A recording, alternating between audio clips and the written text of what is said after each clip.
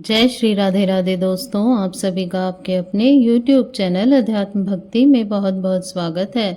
आइए आज आप सब सुनेंगे श्रावण मास महात्म्य कथा में 15वें अध्याय की कथा।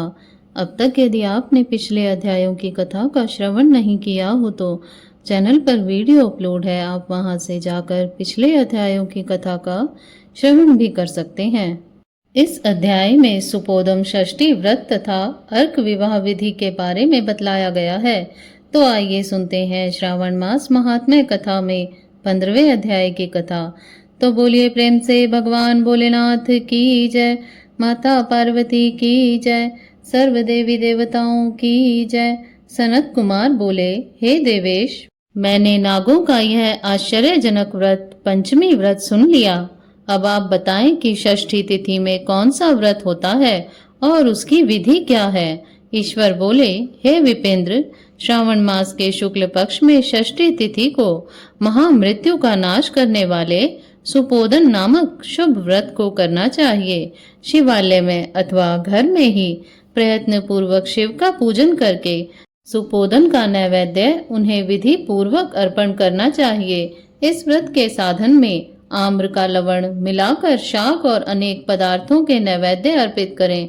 साथ ही ब्राह्मण को वायन प्रदान करें। जो इस विधि से व्रत करता है उसे अनंत पुण्य फल मिलता है। इस प्रकरण में लोग एक प्राचीन कहानी सुनाते हैं जो इस प्रकार से है। प्राचीन समय में रोहित नाम का एक राजा था। काफी समय बीतने के बाद भी उसे पुत्र रत्न की प्राप्ति नहीं हुई। तब पुत्र की अभिलाषा में उस राजा ने अत्यंत कठोर तप किया। ब्रह्मा जी ने राजा से कहा, तुम्हारे प्रारब्ध में पुत्र नहीं है। तब भी पुत्र की लालसा में वह राजा अपनी तपस्या में जरा भी विचलित नहीं हुआ। इसके बाद राजा तपस्या करते करते संकट ग्रस्त हो गए। तब ब्रह्मा जी पुनः प्रकट हुए और कहने लगे, मैंने आपको पुत्र का वर तो दे दिया है, लेकिन आपका यह पुत्र अल्प आयु होगा। तब राजा तथा उसकी पत्नी ने विचार किया कि इससे रानी का बांझपन तो दूर हो जाएगा, संतानहीनता की निंदा नहीं होगी। कुछ समय बीत जाने के बाद ब्रह्मा जी के वरदान से उन्हें पुत्र की प्राप्ति हुई। राजा ने विधि पूर्वक उसके जात कर्म आदि सभी संस्कार किए। दक्षिणा नाम वाली उस रानी व राजा ने अपने पुत्र का नाम शिवदत्त रखा। उचित समय आने पर भयभीत चित्त वाले राजा ने पुत्र का यज्ञोपवीत संस्कार किया, परंतु राजा ने उसकी मृत्यु के भय से उसका विवाह नहीं किया। तदंतर 16वें साल में उनका पुत्र शिवदत्त मृत्यु को प्राप्त हो गया। तब ब्रह्मचारी की मृत्यु का स्मरण करते हुए राजा को बहुत चिंता होने लगी कि जिन लोगों के कुल में कोई ब्रह्मचारी मर जाए तब उनका कुल खत्म हो जाता है और वह ब्रह्मचारी भी दुर्गति में पड़ जाता है। सनत कुमार बोले, हे देवाधिदेव, हे जगन्नाथ, इसके दोष निवारण का उपाय है या नहीं? यदि आप उपाय है तो अभी बताएं, जिससे दोष की शांति हो सके। ईश्वर बोले, यदि कोई स्नातक अथवा ब्रह्मचारी मर जाए, अर्क विधि से उसका विवाह कर देना चाहिए। इसके बाद उन दोनों ब्रह्मचारी तथा आप को परस्पर संयुक्त कर देना चाहिए। अब अर्क विवाह की विधि कहते हुए मृतक का गोत्र, नाम आदि लेकर देश काल का उच्चारण करके कर्ता कहे कि मैं मृत ब्रह्मचारी के दोष निवारण हेतु वैसर्गिक व्रत करता हूँ। सर्वप्रथम सुवर्ण से अभ्युदय करके अग्नि स्थापन कर अघार होम करके चारों विहार्तियों ओम भू, ओम भुव, ओम स्वः, ओम मह से हवन करना चाहिए। इसके बाद व्रत अनुष्ठान के उत्तम फल के निमित्त व्रतपति अग्नि के संपादनार्थ विश्व देवों के लिए घृत की आहुति डाले। उसके बाद सृष्टिकृत होम करके अविष्ट होम संपन्न करे। पुनः देश काल का उच्चारण करके इस प्रकार बोले, मैं अर्क विवाह करूंगा। उसके बाद सुवर्ण से अभ्युदय कृत्य करके अर्क शाखा तथा मृतक की देह को तेल तथा हल्दी से लिप्त करके पीले सूत से वेष्टित करके पीले रंग में 2 वस्त्रों से उन्हें ढक दे। इसके बाद अग्नि स्थापन करें और विवाह विधि में प्रयुक्त योजक नामक अग्नि में अघार होम करें व अग्नि के लिए आज्य होम करें। उसके बाद चारों विहार्थियों से ओम भू, ओम भुवः, ओम स्वः, ओम मः बृहस्पति तथा कामदेव के लिए आहुति प्रदान करें। पुनः घृत से स्विष्टकृत होम करके संपूर्ण हवन कर्म समाप्त करें। उसके बाद आग की डाली तथा मृतक के शव को विधि पूर्वक जला दें। मृतक अथवा मिर्यामाण के नियमित 6 वर्ष तक इस व्रत का अनुष्ठान करना चाहिए। इस अवसर पर 30 ब्रह्मचारियों को नवीन कोपिन वस्त्र प्रदान करना चाहिए और हस्त प्रमाण अथवा कान तक लंबाई वाले दंड तथा कृष्ण मृग चर्म भी प्रदान करने चाहिए। उन्हें चरण पादुका, छत्रमाला, गोपी चंदन, प्रवाल मणि की माला तथा अनेक आभूषण समर्पित करने चाहिए। इस विधान से व्रत करने पर कोई भी विघ्न नहीं होता। ईश्वर बोले, ब्राह्मणों से यह सुनकर राजा ने मन में विचार किया कि यह अर्क विवाह तो मुझे गौण प्रतीत होता है, मुख्य नहीं, क्योंकि कोई भी व्यक्ति मरे हुए को अपनी कन्या नहीं देता है। मैं राजा हूँ, अतः मैं उस व्यक्ति को अनेक रत्न तथा धन दूंगा जो कोई भी इसकी वधू के रूप में अपनी कन्या प्रदान करेगा। उस नगर में एक ब्राह्मण था। उस समय वह किसी दूसरे नगर में गया हुआ था। उसकी एक सुंदर पुत्री थी जिसकी माता की मृत्यु पहले ही हो चुकी थी। ब्राह्मण की दूसरी भी पत्नी थी जो ब्राह्मण की पुत्री के प्रति बुरे विचार रखती थी तथा दुष्ट मन वाली थी।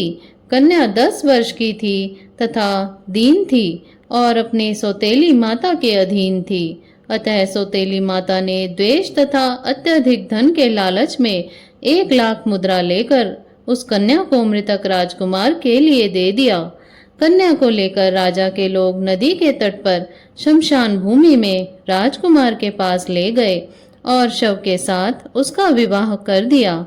इसके बाद विधान पूर्वक शव के साथ कन्या का योग करके जब वे जलाने की तैयारी करने लगे तब उस कन्या ने पूछा, हे सज्जनों, आप लोग यह क्या कर रहे हैं? तब वे सभी दुखित मन से कहने लगे कि हम लोग तुम्हारे पति को जला रहे हैं। इस पर भयभीत होकर बाल स्वभाव के कारण रोती हुई उस कन्या ने कहा, आप लोग मेरे पति को क्यों जला रहे हैं? मैं जलाने नहीं दूंगी। आप लोग सभी यहाँ से चले जाइए। मैं अकेली ही यहाँ बैठी रहूंगी और जब ये उठेंगे तब मैं अपने पति देव के साथ चली जाऊंगी।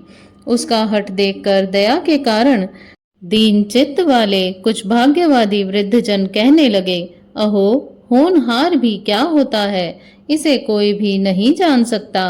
दोनों की रक्षा करने वाले तथा कृपालु भगवान ना जाने क्या करेंगे। सौत की पुत्री का भाव रखने के कारण सौतेली माता ने इस कन्या को बेचा है।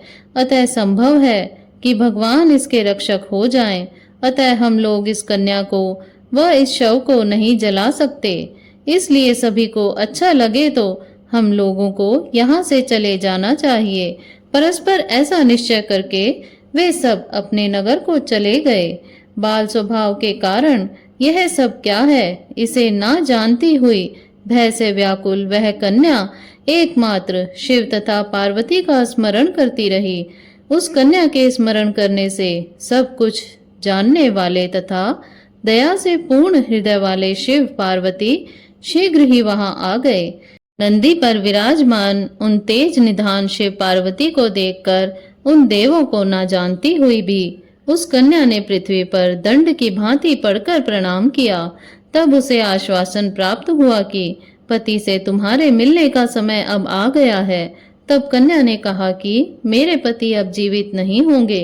उसके बाल स्वभाव से प्रसन्न तथा दया से परिपूर्ण शिव पार्वती ने कहा कि तुम्हारी माता ने सुपोदन नामक व्रत किया था। उस व्रत का फल संकल्प करके तुम अपने पति को प्रदान करो।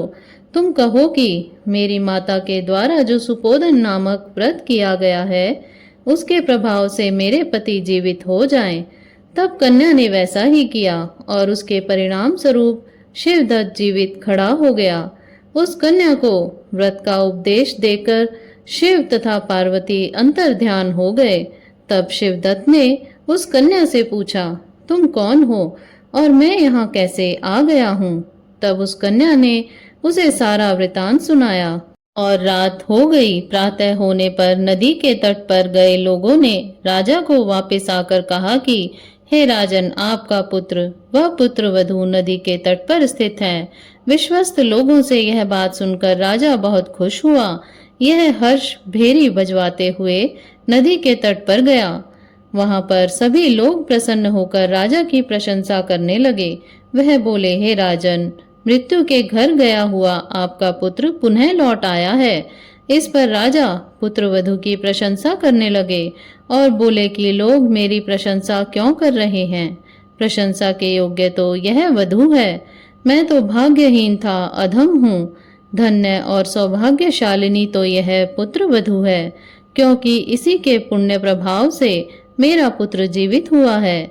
इस प्रकार अपनी पुत्रवधू की प्रशंसा करके राजा ने दान तथा सम्मान के साथ श्रेष्ठ ब्राह्मणों का पूजन किया और ग्राम के बाहर ले जाए गए मृत व्यक्ति के पुनः ग्राम में प्रवेश कराने से संबंधित शांति की विधि को ब्राह्मणों के निर्देश पर विधि पूर्वक संपन्न किया। हे वत्स, इस प्रकार मैंने आपसे यह सुपोधन नामक व्रत कहा। इसे 5 वर्ष तक करने के अनंतर उद्यापन करना चाहिए। पार्वती तथा शिव की प्रतिमा का प्रतिदिन पूजन करना चाहिए और प्रातःकाल आम के पल्लवों के साथ चारू का होम करना चाहिए। साथ ही नैवेद्यों तथा वायन अर्पित करना चाहिए। मनुष्य यदि व्रत की बताई गई इस विधि के अनुसार आचरण करे तो वह दीर्घजीवी पुत्र प्राप्त करके मृत्यु के बाद शिवलोक को जाता है। इस प्रकार श्री स्कंद पुराण के अंतर्गत ईश्वर सनत कुमार संवाद में श्रावण मास महात्म्य में सुपोधन षष्ठी व्रत कथन नामक 15वां अध्याय पूर्ण हुआ। तो बोलिए प्रेम से भगवान भोलेनाथ की जय, माता पार्वती की जय, सर्व देवी देवताओं की जय। इसी प्रकार से ज्ञानवर्धक जानकारियाँ प्राप्त करते रहने के लिए, व्रत पूजा आदि के बारे में जानने के लिए तथा कथा को श्रवण करने के लिए यदि आप चैनल पर पहली बार आए हैं तो चैनल को सब्सक्राइब कर लें, ताकि आने वाली वीडियो की नोटिफिकेशन आपको समय से मिलती रहे। वीडियो को लाइक करें, शेयर करें। सुखी रहें, स्वस्थ रहें। जय श्री राधे राधे। धन्यवाद।